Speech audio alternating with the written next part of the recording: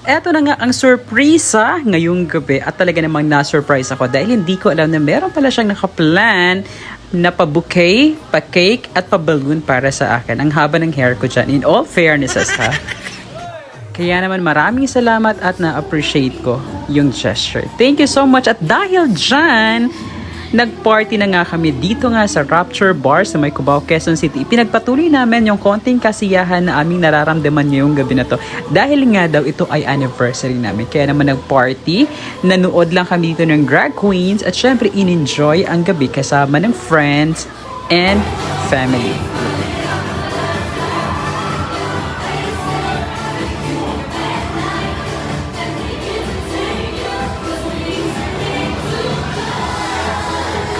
Pasintabi lang po sa mga naghahapunan ngayong oras na ito.